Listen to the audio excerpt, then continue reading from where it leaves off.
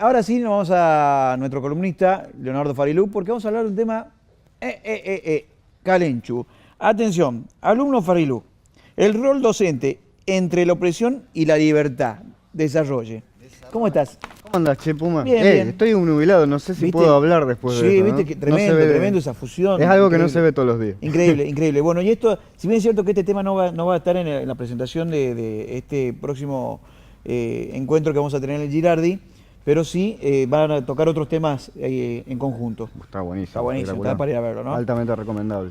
Bueno, mucho se habla de la educación. Volvamos a la bolilla porque si no, viste como ¿Viste cuando vas que- al examen y te vas desviando. ¿Viste cuando te venden la pastillita de decir, no, vos tenés que estudiar porque el estudio te libera? Sí. Atención. Atención. Alguna vez, bueno, ya habíamos comentado alguna cuestión general viniendo por acá, e incluso hemos tratado este tema de cómo la reproducción, digamos, de la sociedad pasa por formas justamente de transmisión de conocimiento. O sea, Sí. la enseñanza es algo que forma parte de toda cultura humana y que es inevitable, es constituyente, digamos, sí o sí nosotros socializamos y nos transformamos en seres sociales con cultura por el hecho de interactuar con otros seres humanos. Claro. Esto sí o sí implica este tipo de relación de enseñanza y aprendizaje. Lo que sabemos es que no en todas las épocas ni en todos los contextos históricos y culturales las formas de enseñanza y aprendizaje y los roles de quienes enseñan y quienes aprenden han sido ni son los mismos. Nosotros tenemos una forma muy específica y muy pautada que recién hace pocos años, por lo menos dentro del contexto argentino, se empezó a, ni siquiera te diría romper, porque la estructura impuesta desde la legalidad del Estado en relación a cuáles son las formas oficiales de reconocer el conocimiento son bastante limitadas. Y por eso, ahí en un momento, una de las primeras imágenes que aparecían eran de este tan venerado y no sé si muchas veces conocido del todo Domingo Sarmiento. Sí, yo creo que tenemos una imagen muy equivocada, amigo Faustino Sarmiento. Hay una imagen bastante reducida de Sí. Sarmiento. Se muestra lo bonito de un personaje bastante oscuro. Se ensalza esta cuestión de, bueno, fue el que, a ver, El padre de la escuela. el padre de la escuela. No habría educación en Argentina si no fuera por Sarmiento. No habría escuelas en Argentina si no hubiera por Sarmiento. En primer lugar, hubiese sido otra persona, otro grupo de personas los que hubiesen gestado que surjan estas instituciones en ese contexto, porque de paso es algo que a nivel mundial se estaba dando con el mismo desarrollo y asentamiento de los estados-nación modernos. Exigen. Sí, digo, quiero reconocerle que por lo menos es el que sienta los cimientos del sistema educativo actual que tenemos en Eso sin Argentina. la menor duda, eso sin la menor duda. Pero como bien vos dijiste al principio, tiene su trampa. Seguro. Porque suena muy bonito de alguna manera. Claro. Esta cuestión sobre todo basada en el hecho de una educación básica universal y accesible a todos los ciudadanos, te da una idea de que se quiere conformar a una población que tenga un mínimo de cultura, entre comillas, de conocimiento, que se considera como la base necesaria para poder funcionar en esta sociedad y no ser, por decirlo de alguna manera, un marginado. Un bárbaro, como él mismo lo definía. Pero justamente acá está el punto. ¿Cuál era el leitmotiv? ¿Cuál era la razón de esta necesidad de conversión de la población y de las generaciones a futuro?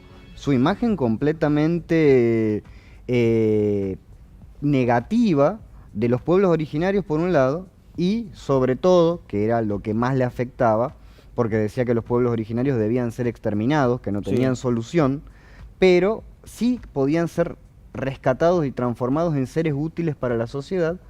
Otros personajes que si bien no tienen un nombre porque son una clase de persona, que también hoy por hoy honramos de alguna manera en el Día de la Tradición, pero que en esta misma cosa es medio esquizofrénica. Tenemos héroes próceres que los defenestran y por otro lado los que los adulan, que es el caso del gaucho. El gaucho. Sarmiento tiene una frase muy desafortunada que dice que no hay que ahorrar sangre gaucho. Exactamente. No hay que ahorrar sangre gaucho. ¿Para Es qué? gente Si no que sirve. realmente no vale la pena. Eso dijo Sarmiento. Y Digo, si vale la pena es a través de ese proceso educativo en el cual él hablaba de esta idea de educar al soberano. O sea, básicamente está planteando la semilla de lo que es la educación moderna y luego el sistema prusiano, Sí. que básicamente ya el mismo nombre te indica que viene de la época en la cual cierto sector de Europa, Austria, Hungría y demás estaban bajo un dominio militar muy fuerte en el cual se estaban empezando a imponer estructuras institucionales extremadamente rígidas y verticales. Y eso Sí. se traspola al modelo educativo más tarde. Y educar al soberano es básicamente formar ciudadanos que sean útiles desde su perspectiva económica, que era la que estaba desarrollando, que se estaba inventando para el país en esa época. Seguro. Toda persona que no cumpla con las características de lo que el Estado impuso en ese momento como el deber ser del Estado-Nación, quedaba relegado o era sangre que no valía la pena ni siquiera ahorrarlo. ahorrar. Exactamente. Hay una situación que se naturalizó este sistema y pensábamos que era el correcto, el que debía ser, hasta que un educador brasileño empieza a romper esto y dice, no muchacho, esto sirve, lo único que sirve es para esclavizar más, esto sirve para generar clases dominantes y clases dominadas, esto sirve para otra cosa, no es para educar. El educar es liberar y ser Exacto. libre no pasa por este sistema. Y fue perseguido. Estamos hablando de Freire. Exactamente. Bueno, el caso de Freire es paradigmático y tiene gran peso dentro de lo que es las formas, digamos, lo que son digamos, los métodos populares de educación y que de alguna manera son alternativos y no funcionan más allá de que muchos formadores, digamos, dentro de lo que es la currícula que se baja, lo incorporan como un paradigma importante, lo que Freire propone. En realidad no es algo que se haya incorporado verdaderamente ni que forme parte de la institución.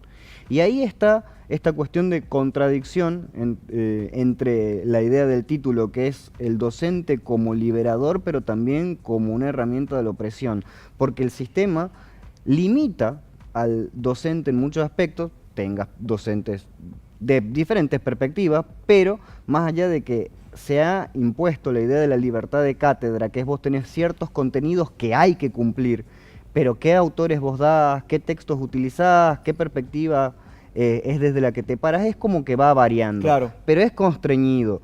Y una perspectiva como la de Freire, dentro de un sistema educativo que es rígido, cuadrado, y que además tiene esto que decíamos de la época prusiana, que además lo tomábamos en algún momento en alguno de los encuentros anteriores respecto a esta idea de la escuela como una fábrica. Claro. Vos viste que nos dividen por edad, en cierta época incluso se los dividía por sexo, o sea, ya ni siquiera hablemos de género, Sí, sí. por Sí, sexo. estaba la normal de mujeres y estaba la normal de varones. Los chicos de esta edad, y tienes que ir cumpliendo como si fuera que te están fabricando, Sí. hasta llegar a ser este ciudadano completo que puede seguir avanzando. Un método como el de una perspectiva como la de Freire, que lo que busca es que el conocimiento sea adquirido a través de un proceso crítico, que no es solamente aprender las herramientas básicas, lectoescritura y demás, porque surge en ese contexto, sino que sea eso, una forma de que cada uno analice su situación contextual y entienda qué rol jugamos dentro de esta gran estructura de división de clases, Claro. de relaciones políticas y demás. O sea, no es mi mamá me mima, sino es por qué yo soy un obrero de este tipo bajo estas condiciones de trabajo. O sea, Claro. pasa por esa forma de emancipación política.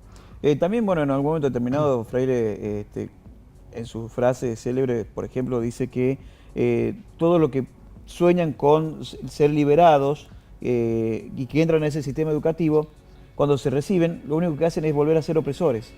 Vuelven a caer en ese sistema, en ese círculo vicioso de oprimidos y liberados. O sea, de gente que puede pensar por sí misma, pero te preparás para ser un abogado, para ser un médico y Que volver a su vez que salió de ese sistema en el cual estaba pasando por ciertas penurias, por ciertas Sí. formas de dominación, se transforma en un dominador. Ni Sí. siquiera estamos hablando de un dominador de alto vuelo, sino Sí, sí, simplemente sí. que se corre de rol y en vez de utilizar esa misma herramienta para volver a ampliar, reproduce lo que ya se Ahora, impuso. si este sistema de Freire ha sido tan probado, porque a partir de aquellas revoluciones y de aquellos momentos, Se ha probado que realmente es muy efectiva, es muy viable. ¿Por qué no se impone? ¿Por qué no se rompe el viejo molde? ¿Es Bien, tan fuerte? no solamente que es fuerte, sino que tiene que ver con un control hegemónico. Freire no es el único. Hay Seguro, digo Freire o por sea, nombrarlo hay uno. un ejemplo paradigmático dentro del contexto latinoamericano, pero hay muchos modelos y métodos educativos y propuestas de formas de escolarización y educación diferentes, desde la escuela moderna en España en la década de 1920, 1930, en la Revolución Española, pasando por otros métodos que brevan de eso, como el Waldorf, como el Montessori y demás, que buscan romper esta cosa fabril de la Sí, escuela. Pero justamente hay las formas o los momentos en los cuales se utiliza, es, por decirlo así, licuado.